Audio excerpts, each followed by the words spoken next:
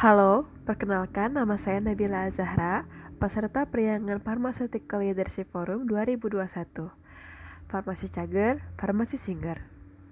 Setelah serangkaian kegiatan PPLF yang informatif dan juga menyenangkan, kami diamanati untuk menyusun kegiatan secara mandiri dengan tujuan untuk mempererat tali silaturahmi antar peserta PPLF melalui kegiatan yang positif, yaitu Follow Up LK2 Andevara yang diselenggarakan oleh teman-teman PPLF angkatan tahun ini, yaitu angkatan Anandita De Guevara 2021.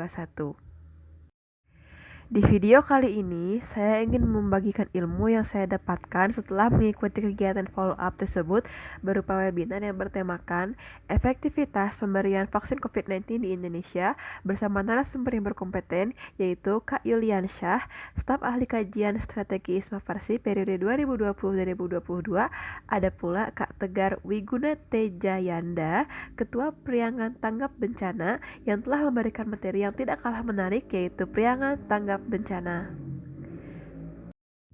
Pertama-tama, saya akan membahas sedikit resume atau ringkasan dari judul yang pertama, yaitu efektivitas pemberian vaksin COVID-19.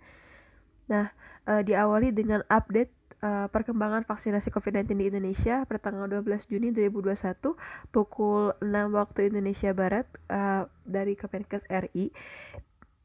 Di sini dapat dilihat total sasaran vaksinasi kita cukup banyak, yaitu untuk prioritasnya yang pertama adalah tenaga kesehatan, petugas publik, lansia, dan juga lansia, karena orang-orang ini adalah merupakan orang yang rentan untuk tertular COVID-19, karena untuk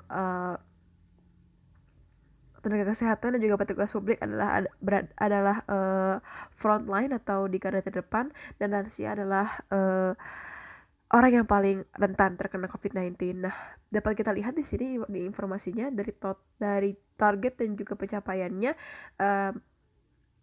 masih ada yang belum tercapai ya, tapi untuk tenaga kesehatan sudah lumayan tercapai, walaupun di vaksinasi keduanya belum semuanya gitu. Masih ada beberapa orang yang belum melakukan vaksinasi kedua di tenaga kesehatan. Nah, dari petugas publik begitupun demikian, sudah cukup banyak yang melakukan vaksinasi ke-1, namun yang melakukan vaksinasi keduanya masih setengahnya ya, masih kurang. Dan juga lansia jauh lebih sedikit dari total yang ditargetkan. Vaksinasi ke-1-nya hanya 18% dari jumlah targetnya, dan juga vaksinasi keduanya jauh lebih sedikit lagi. Hal ini mungkin dapat disebabkan karena banyak lansia yang mempunyai penyakit komorbid sehingga tidak memungkinkan untuk diberikan vaksin. Di sini kita dapat melihat seberapa efektifnya vaksinasi di Indonesia. Mungkin data ini dapat terus berubah sehingga teman-teman dapat mengaksesnya di Instagram Kemenkes RI. Target penyelesaian program vaksinasi ini, Presiden menekankan agar program vaksinasi seluruh masyarakat Indonesia dapat diselesaikan kurang lebih 12 bulan atau 1 tahun. Kita belum tahu apakah ini akan terwujud atau tidak, tapi kita berdoa saja semoga program vaksinasi dapat dilakukan sesuai dengan yang ditargetkan. Berikut ini fasilitas pelayanan vaksinasi. Kemudian kapabilitas program vaksinasi di Indonesia. Dan berikut ini pertimbangan dalam pemilihan vaksin selain dari faktor efikasi dan juga safety. Masih banyak hal yang lain yang perlu dipertimbangkan. Saya akan mencoba untuk memberikan atau share personal thought atau pemikiran saya mengenai efektivitas pemberian vaksin COVID-19 di Indonesia. Saya peringatkan lagi, saya harap ini apa yang saya sampaikan tidak menjadi sumber informasi yang pertama. Silakan teman-teman untuk mencari ke sumber informasi yang lebih terpercaya. Baik, yang pertama, berpendapat tentang vaksinasi Indonesia saat ini memang untuk mencapai ke target vaksinasi akan cukup lama.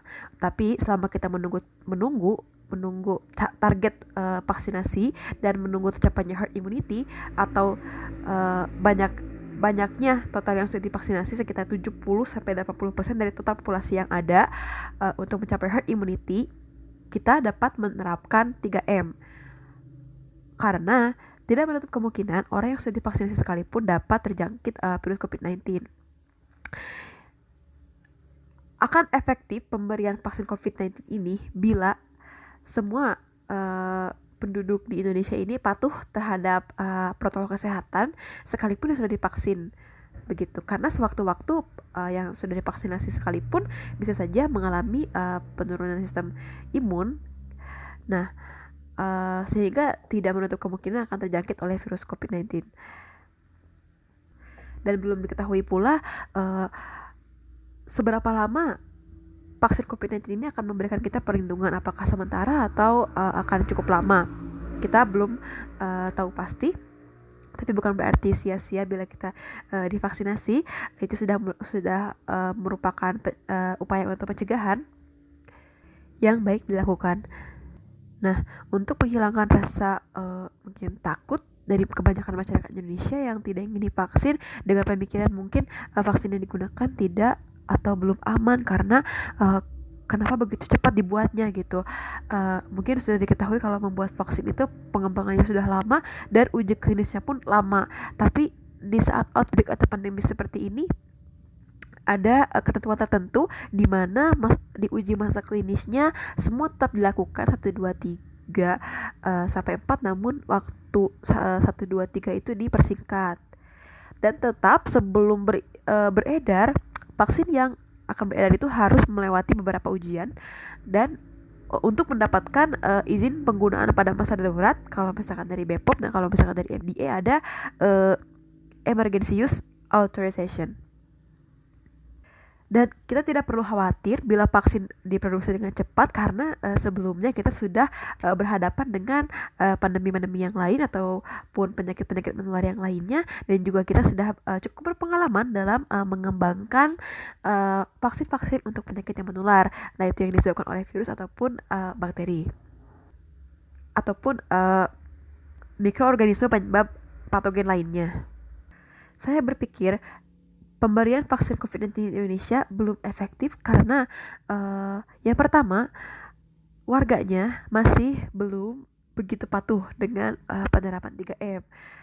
Yang sudah divaksin pun tidak menjaga aturan ini, sehingga sewaktu-waktu akan terjadi penurunan sistem imun dan akan terjangkit kembali, sehingga kasus positif terus kian menambah.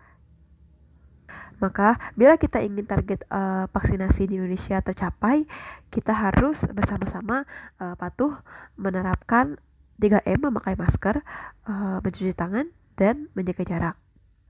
Peran farmasi di pandemi COVID-19 seperti ini banyak sekali ya. Kita sudah tahu kalau misalkan banyak lulusan farmasi yang menjadi atau bekerja di pengembangan vaksin di seluruh dunia.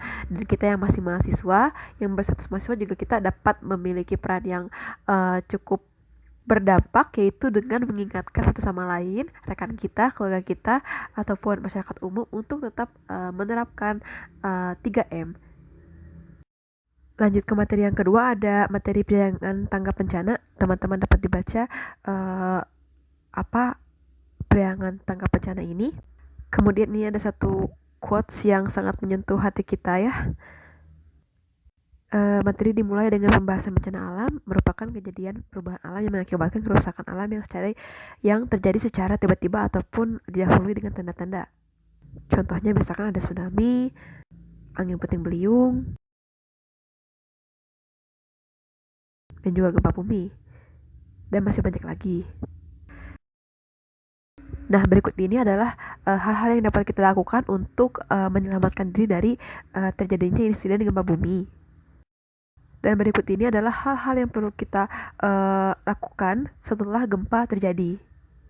Apa peran farmasi atau apa peran mahasiswa farmasi sebagai relawan? Mahasiswa farmasi di bawah arahan apoteker dapat bekerja dengan apoteker yang bertugas untuk menyiapkan obat dan juga mempelajari bagaimana konseling saat memberikan obat kepada pasien.